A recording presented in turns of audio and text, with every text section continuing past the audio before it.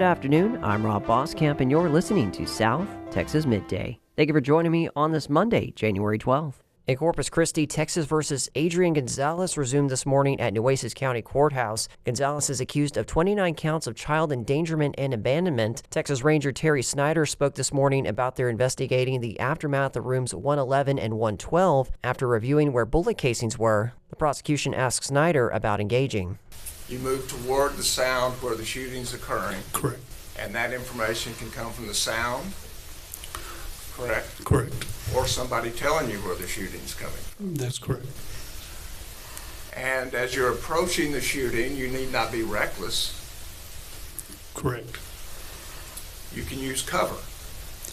Correct. That is, you can approach the sound of the shooting and still be protected from harm. That's correct. While being questioned by the defense, Snyder also did say that Officer Gonzalez would have been putting himself in extreme danger. Court proceedings continue this afternoon. Corpus Christi City Council kicks off their 2026 business tomorrow with its first meeting of the year. The agenda includes the first reading of an ordinance designating the city's tax increment reinvestment zone 7. If this ordinance is passed, it would create a board of directors for the zone as well as its inner subzones. The immediate effective date for the zone will also be discussed. Also scheduled is a one-reading emergency ordinance approving the 12th Amendment to TIRZ No. 3 project and financing plan to allow reimbursement not to exceed $2 million to government agencies that participate in the TIRZ's demolition of publicly owned buildings, as approved by the zone's board of directors. There will also be a Corpus Christi water update with a focus on the Evangeline project. Council members will also share a resolution of commitment to the Coastal Bend Water Alliance, declaring unified commitment to the development of regional water supplies. Corpus Christi, Alice, Beeville, and Mathis recently formed the Regional Alliance to share water and related resources. As of right now, Corpus Christi is en route to a level 1 water emergency within the next year. Today's combined lake levels of the Nueces River Basin show 10.1% capacity. That includes Lake Corpus Christi at 11.7% capacity and Choke Canyon Reservoir at 9.5%.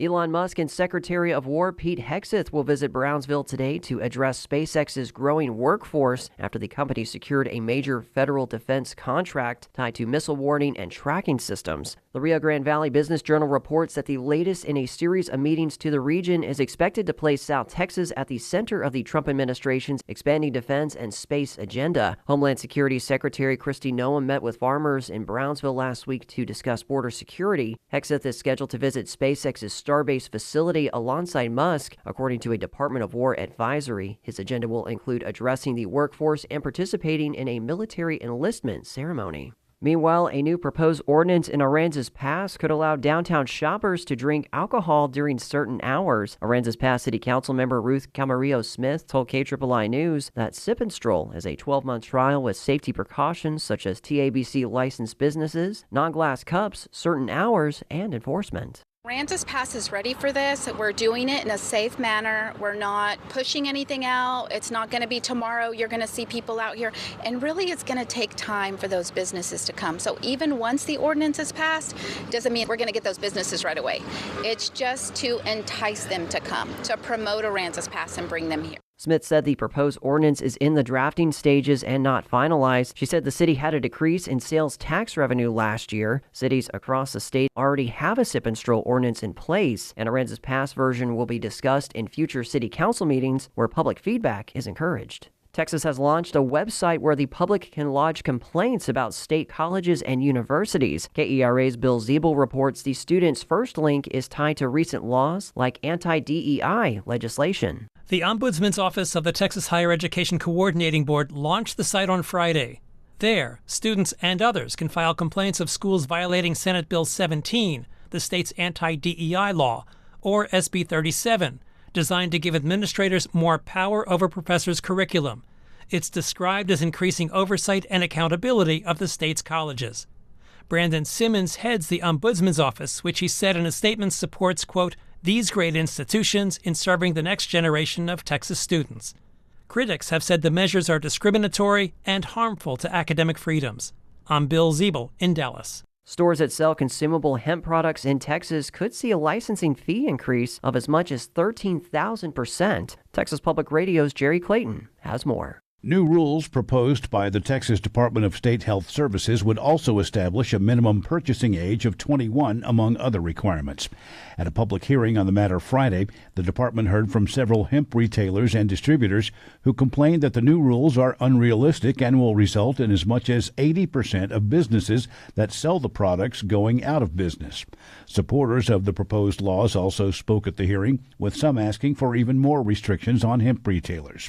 Both the Texas Alcoholic Beverage Commission and the Department of State Health Services will be tasked to fulfill an executive order from Governor Greg Abbott that called for regulation of the industry.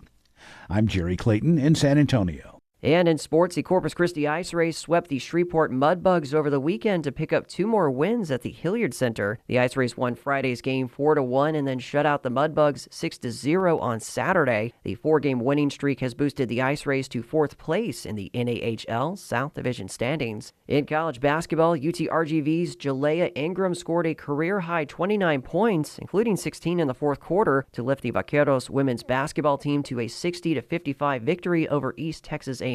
The Vaqueros improved to 5-2 in Southland Conference play. The men's team, however, had a late rally fall short, 77-69 to East Texas A&M. The Vaqueros, now 2-5 in conference play this season, had 5 players in double figures. The Texas A&M Corpus Christi men's basketball team fell in the final seconds, 79-78 to Northwestern State. The Islanders, 4-3 in SLC action, led most of the night, shot 60% in the first half, and built a 17-point lead at their peak. The women's basketball team was taken down in the finale of their 3-game road trip this past week with a 65-49 loss to Northwestern State. The Islanders women's team is now 2-12 overall, 1-6 in conference play.